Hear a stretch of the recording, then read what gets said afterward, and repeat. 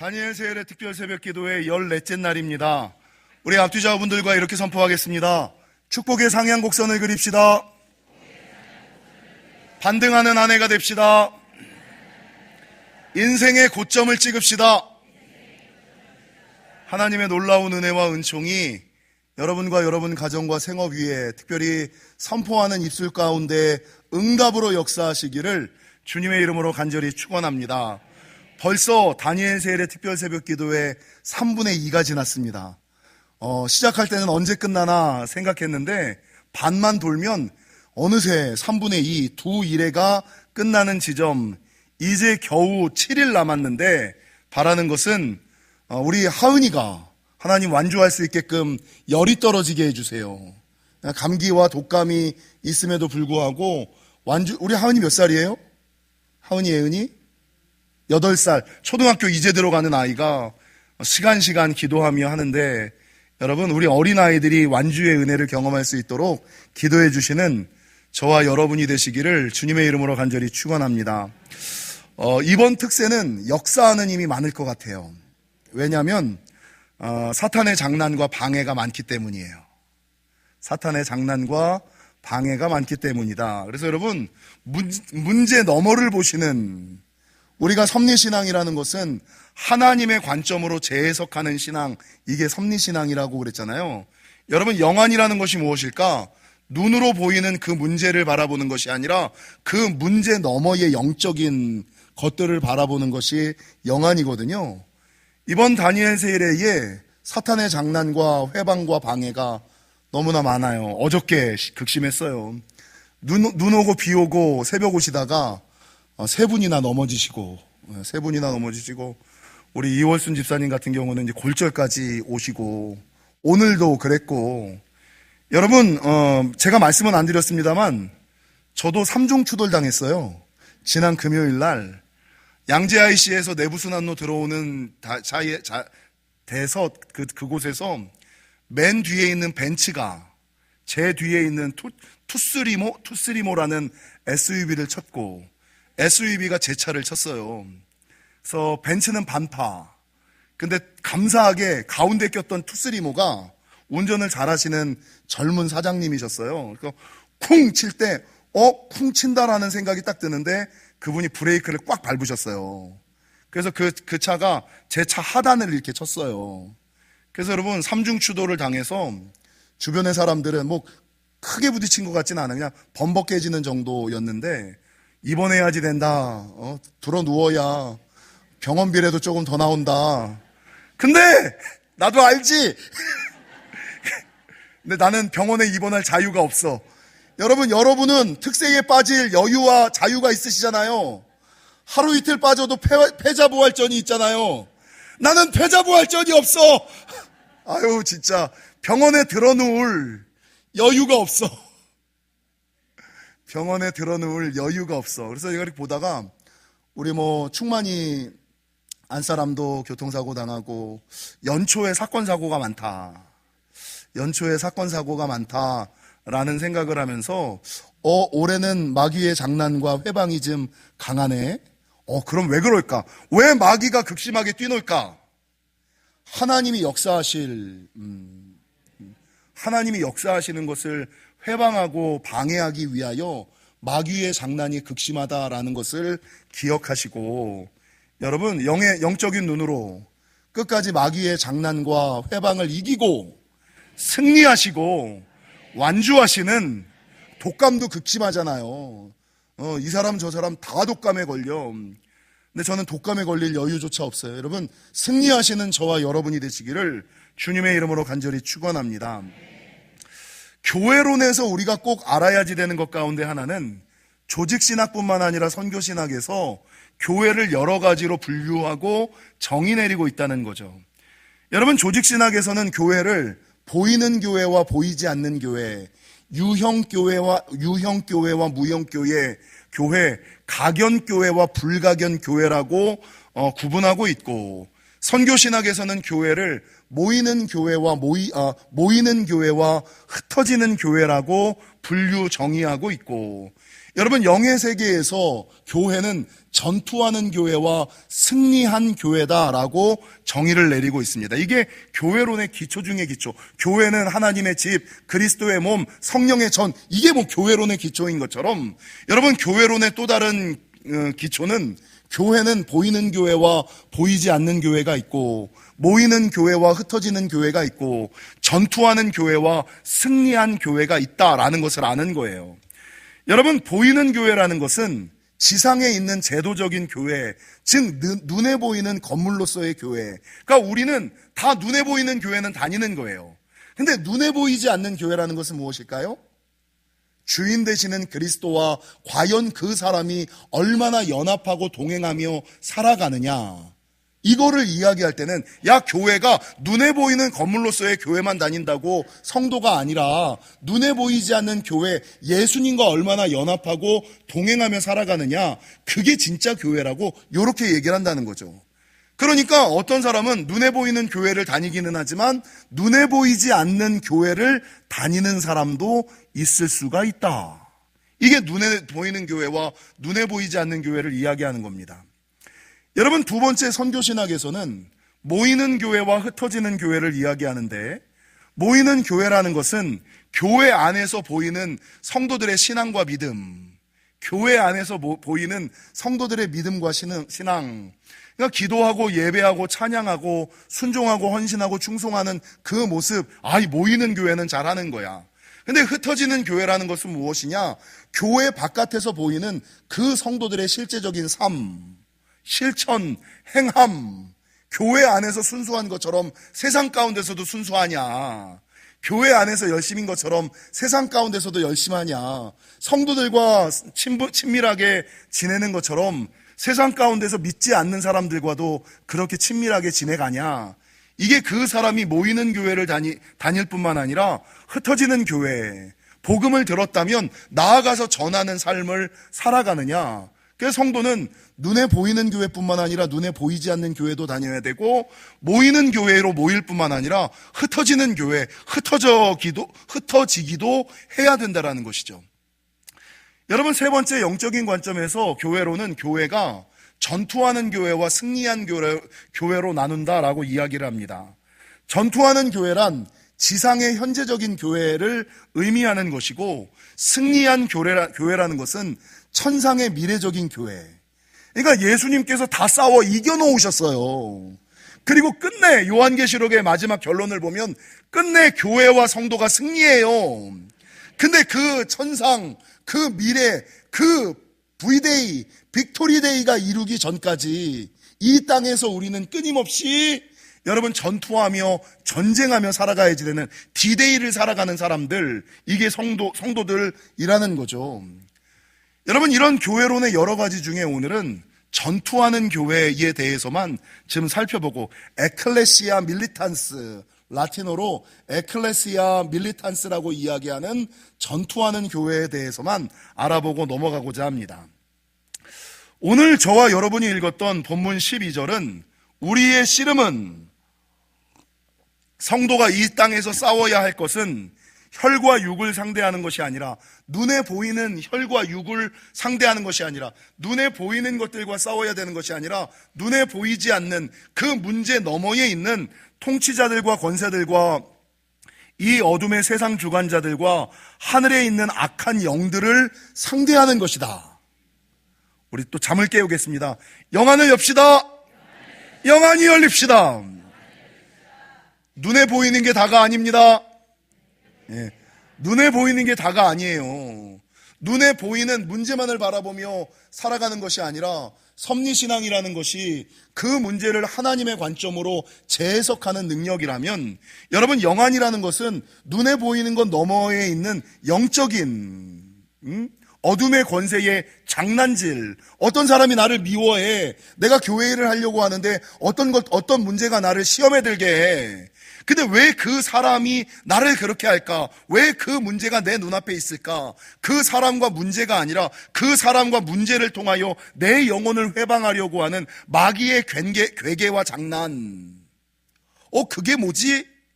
이거를 영안이 열릴 때, 영안이 열려야지만, 그러니까 그 영안이 열리면 나를 괴롭게 하는 그 사람이 미운 것이 아니라 그 사람을 장난질하는 그 뒤에 있는 마귀의 세력을 보게 되고, 그 마귀의 장난에 믿음 없어서 기도 못해서 기도 안에서 놀아나는 그 영혼을 불쌍히 여길 수가 있는 거예요.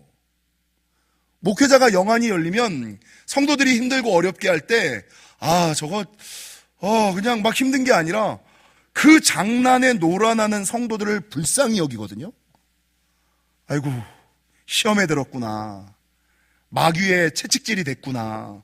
마귀의 도구로 쓰임되는구나. 이거를 알아요. 그러면 그 문제에 휘둘리지 않고, 그 사람의 상처받지 않고, 그 너머에 있는 영적인 세계를 보게 되는데, 대부분의 사람들은 그냥 눈에 보이는 거, 여러분, 영적인 존재와 인식에 대한 것들이 없이 영안이 열리지 않아서 성도들의 모든 싸움은 영적 전쟁, 영적 전투임을 모른다는 거죠. 그래서 오늘 성경은 여러분, 성도가 싸울 것은 눈에 보이는 것이 아니라 눈에 보이지 않는 영적인 전쟁이자 전투이다. 그래서 신앙생활은요, 영적 전투이고 전쟁이에요. 그리고 교회는요, 군사인 성도가 그 전투를 수행하고 승리할 수 있도록 돕는 훈련소이자 보급소, 이게 교회예요. 성도 한 사람 한 사람이 마귀와의 전쟁에서 싸워 이길 수 있게끔 훈련시켜주고, 제가 훈련교관인 거예요. 여러분, 훈련교관에게 순종해야 돼요, 말아야 돼요? 천일수 집사님, 우리 원사님, 훈련대장에게 순종 안 하면 어떻게 돼요? 여러분, 영적 전쟁에서 승리하기 위해서는 들으시고 순종하셔야 돼요. 명령 불복종은 사살이에요. 영적 전쟁이라는 것을 인식하셔야 돼요. 그 교회는 성도들이 영적 전투에서 승리할 수 있도록 도와주는 훈련소이자, 그리고 그 무기를, 탄환을 끊임없이 공급해주는 보급소 역할을 하는 곳이 교회다. 그리고 저희가 요한계시록 2장에서부터 소아시아 7교회에 대해서 쭉 배웠잖아요. 배우셨죠? 주일날 설교를 했는데, 이 소아시아 7교회의 마지막이 꼭 동일하게 뭐라 그러는지 아세요? 에베소 교회를 향하여든 서머나 교회를 향하여든, 여러분, 모든 교회를 향하여 예수님께서 편지를 다 쓰시고 맨 마지막에 이기는 자가 되라. 이기는 자에게는 내가 흰옷을 주고 생명책에 기록할 뿐만 아니라 하나님의 축복을 상속받아 아들이 되고 하나님과 함께 보좌에 앉아 만국을 다스리는 권세를 주리라. 어떤 사람에게 이걸 준다고요? 이기는 자. 그래서 제가 어떤 설교를 했냐? 이기는 신앙이 되라. 이기는 자가 되라. 이긴 자가 되라. 성도는 이 영적 전쟁에서 여러분 싸워 이기는 자가 되어야지, 이 영적 전쟁에서 여러분 실패하거나 져서는 안 된다라는 것이죠. 그래서 오늘은 성도가 이 영적 전쟁에서 어떻게 하면 승리할 수 있을까, 이 영적 전투에서 승리하는 방법에 대해서 지금 설교하고 넘어가고자 합니다. 여러분, 어제 우리는 우리 자신이 우리의 마음을 새롭게 할 수는 있지만 우리의 영은 우리가 새롭게 할 수 없다. 분명히 성경은 변화를 원한다면 심영이 새롭게 함을 받아야 되는데, 마음은 내 자신이 새롭게 할 수 있지만 영은 내가 새롭게 할 수 없고 오직 성령의 능력으로만 이게 새롭게 된다라는 것을 배웠습니다. 여러분, 영적인 전쟁과 전투도 내 힘과 능력으로 싸워 이길 수 있는 것이 아니라, 여러분 오늘 보면 10절을 보세요. 끝으로 너희가 주 안에서와, 여러분 영적 전쟁에서 싸워 이길 수 있는 첫 번째 전제 조건이 뭐예요? 내가 주 안에 있어야 되는 거예요. 믿음 안에 있어야 되는 거예요. 교회 안에 있어야 되는 거예요. 믿음 안에, 교회 안에 있어야, 이게 첫 번째 영적 전쟁의 주 안에서와, 주 안에 없는 사람이, 가나안 성도가 어떻게 영적 전쟁에서 승리할 수 있습니까? 이미 교회를 떠났는데. 주 안에서와라는 첫 번째 전제가 있고, 두 번째가 뭡니까? 누구의 힘의 능력이에요? 내 힘의 능력이 아니라 하나님의 힘의 능력으로 강건해지는 거예요. 그래서 여러분, 영은 내 힘과 능력으로 새로워지는 것이 아니라 하나님의 힘과 능력으로, 성령의 능력으로 새로워지는 것이다 라는 것을 우리가 알 필요가 있다는 거죠. 여러분, 지난 금요성령 집회 마지막 업그레이드 시리즈 설교가 이 영적 전쟁에 관한 선교를 업그레이드 하라라는 거였는데, 이때 제가 한 가지 아주 간단한 정의를 하나 내렸어요. 영적 전쟁을 하기 위해서는 권세와 권능을 가져야지 된다. 근데 권세는 주 안에서를 얘기하는 건데, 권세는 무엇으로 생겨요? 그리스도의 보혈, 믿음으로 생기고, 권세는 주 안에 거하기만 하면 돼요. 예수를 믿기만 하면 돼요. 그러니까 주 안에서와 라는 것은 이 권세를 얘기하는데, 이 권세는 믿음으로 생기고, 권능은 무엇으로 생길까요? 권능은 기도와 순종으로 생기는 거예요. 그러니까 교회 안에 있는 모든 사람들은, 여러분, 그리스도의 권세가 있어요. 근데 권세가 있어서 짜잘한 것들은 이길 수가 있는데 좀 세고 강한 것들은 이기지 못해. 뭐가 없기 때문에? 권능이 없기 때문인 거예요. 그래서 여러분, 권세는 믿음으로 생기고 권능은 기도와 순종으로 얻는다라는 것을 그때 제가 설교했다는 거죠. 여러분, 영적 전쟁을 싸워 이기려면 첫 번째, 권세와 권능. 권세는 믿음으로 생기고 권능은 기도와 순종으로 생긴다. 요걸 아셔야지 되고, 두 번째가 뭡니까? 교재를 읽으신 분들은 하나님의, 읽고 계시죠? 교재 내용을 제가 요번에는 한 1%에서 3%도 설교하지 않아요. 책 내용을 동일하게 한 번도 설교해 본 적이 없어요. 그 책 내용에 나오는 단어나 이 저자가 빼먹은 것들에 대해서 제가 설교하고 있어요. 그러니까 완전한 특세의 은혜, 완전한 교회론을 배우려면 여러분 읽고 들으셔야 돼요. 그러니까 읽기만 하고 듣지 않는다면, 듣기만 하고 읽지를 않는다면 반쪽짜리 교회론을 배우시는 거예요, 여러분. 반쪽짜리 교회론을 배우시는 거예요. 그래서 읽으셔야 되고 들으셔야 돼요. 이게 반반이다. 50대 50 정도, 51대 49 정도로 이번 특세는 제가 설교하고 있다. 이 교재에서는 그리스도의 권세와 권능을 가져야지 되고, 두 번째, 하나님의 전신갑주를 취해야지 된다라고 얘기를 하는데, 이 하나님의 전신갑주에 대해서는 제가 너무나 많이 설교했기 때문에 굳이 설교할 필요가 없고, 이 특세에 어린아이들이 많이 나오잖아요. 젊은 아이들이 많이 나오잖아요. 그래서 하나님의 전신갑주를 조금 다르게, 어차피 길게 얘기하고 깊게 얘기해도 아무도 안 들으니까 들을 사람만 들으라고 제가 아주 간단하고 짧게 설교할게요. 말씀을, 교재를 읽다 보니까 게임 단어가 하나 나와요. 소울 마스터, 소드 마스터, 이런 단어가 나와. 이게 게임 용어더라고요. 이게 무슨 단어야? 그래서 게임 용어더라고요. 게임 용어를 생각하니까 하나님의 전신갑주가 아주 명확하게 이해가 돼요.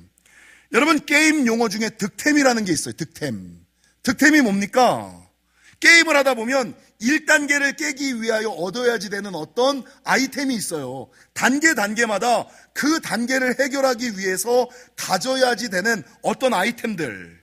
그러니까 1단계에서는 제일 먼저, 맨 처음에 모든 게임에 보면 게임 주인공이 다 벌거벗고 나오잖아요. 띠리디리디, 이거 뚱뚜둥 뚱뚱. 이게 내가 옛날에 하던 게임인데 이게 뭐예요? 뚱뚜둥 뚱뚱. 정도환을 얘기하는 게 아니라 무슨 게임이에요? 아니지. 슈퍼마리오 이전에 뚱뚜둥 뚱뚱. 왜 뚱뚱이야? 킹콩이라는 게임이 있었어. 킹콩이라는 게임이 있었어요. 이렇게 가는. 여러분, 처음 게임이 나오면 제일 먼저 알몸으로 나와요. 알몸으로 나오면 신발부터 주워요. 그러면 옷을 입어요. 그 다음에 갑옷을 입어요. 이게 처음에 득템해야 되는 거야. 아이템을 가져야지 되는 거야. 신발을 신고, 옷을 입고, 갑옷을 입고, 그 다음에 칼이나 활이나, 그 다음에 총, 그 다음에 기관단총, 그 다음에 바추카포, 그 다음에 헬기, 이게 이제 아이템을 단계마다 얻어야지 되는 아이템. 그 아이템을 갖는 것이 득템이라 그러고, 영적 전쟁에서도 내가 문제를 해결하기 위하여 살아가는 동안에 시험과 유혹을 이기기 위해서는 제일 먼저 진리의 허리띠를 두르셔야 돼요. 내가 어디에 왔는지 맵을 확인하셔야 돼요. 진리의 허리띠를 두르고 나서 뭘 득템해야 되냐면 복음의 평안의 신을 신으셔야 돼. 복음의 평안을 신은 다음에 뭘 해야 돼요? 의의 흉배, 의의 호심경을 입으셔야 돼. 의의 호심경을 입고 나서는 그 다음에 뭘 해야지 돼요? 구원의 투구를 써야 돼. 구원의 투구를 쓰고 나서 그 다음에 뭘 해야 돼요? 믿음의 방패를 가져야지 돼. 여러분, 이 믿음의 방패를 가지고 맨 마지막에 가면 뭐가 나오냐면 끝판왕이 나와요. 끝판왕. 모든 게임의 최종 보스, 끝판왕. 근데 지금까지 내가 단계마다 얻었던 그 아이템, 진리의 허리띠, 복음의 평안의 신, 의의 흉배, 믿음의 방패, 구원의 투구, 이거는 방어 도구잖아요. 이거는 적으로부터, 마귀로부터 나를 보호할 수는 있지만 이걸 가지고 마귀와 싸워 이길 수는 없어. 그래서 맨 마지막 끝판왕과 싸워 최종 보스와 싸워 이기기 위해서는 어떤 아이템이 필요하냐면 스페셜 아이템이 필요해요. 이 스페셜 아이템을 어떤 게임에서는 막 현물 1억으로 막 왔다 갔다 한다며요.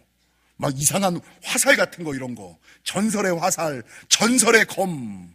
근데 성경에서는 이 스페셜 아이템을 뭐라 그러냐면 성령의 검, 하나님의 말씀이라 그러거든요.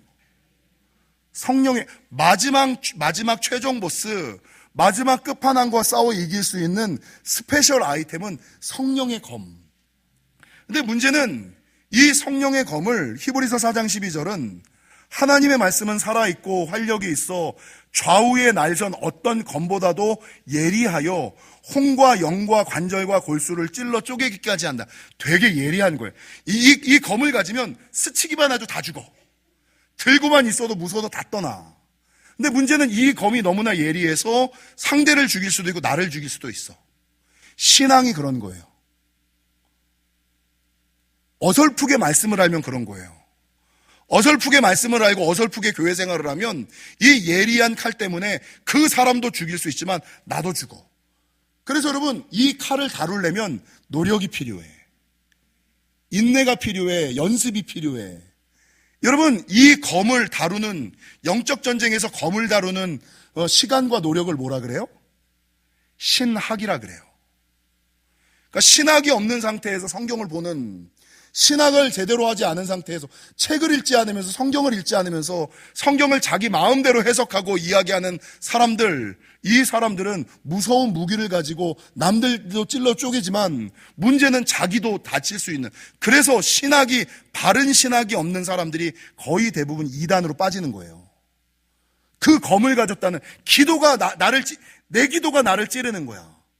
내 말씀이 나를 찌르는 거야. 문제는 나만 찌르면 다행이게 내 가족까지도 찔러버리고 내 가문까지도 찔러버리는 일들이 너무나 많다는 거죠.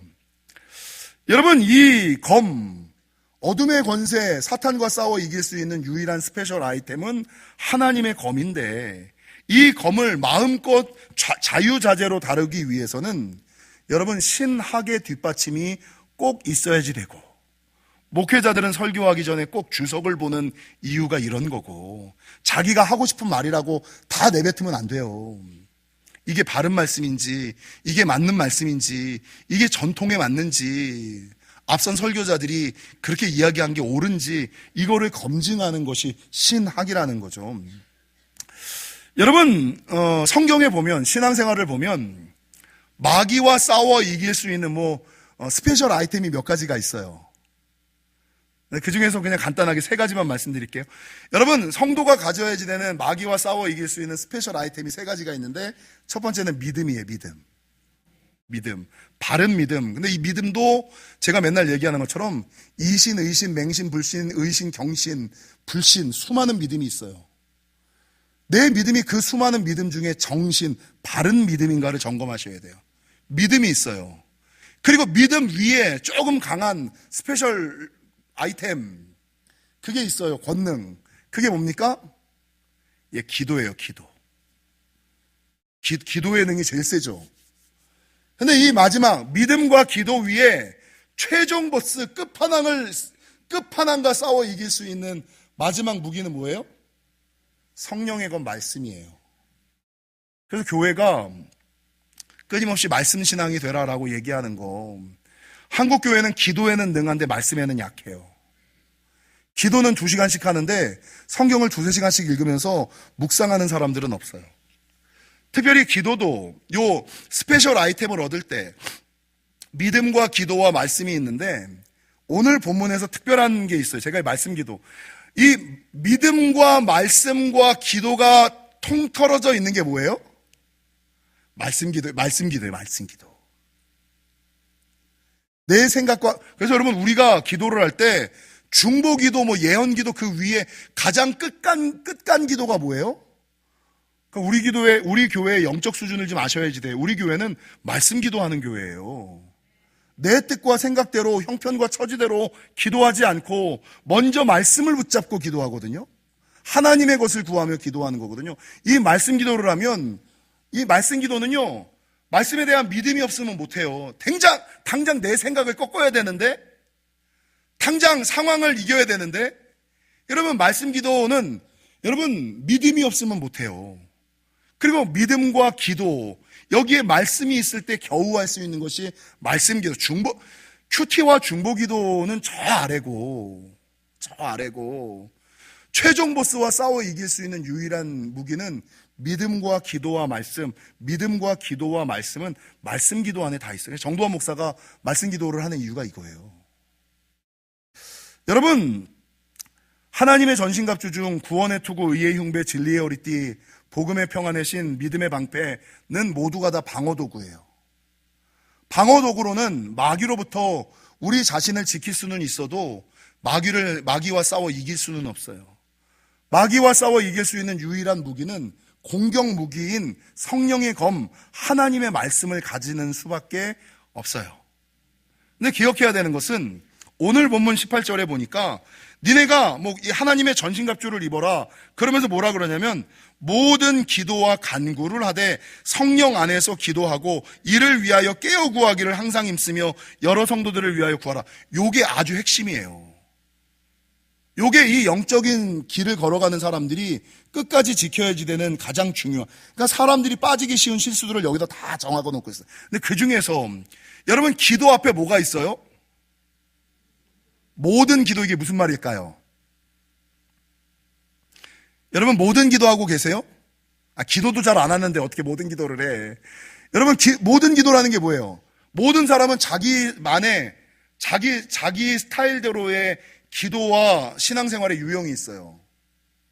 근데 마지막 영적인 전쟁, 끝판왕과 싸워 이기려면 내 스타일은 침묵 기도야.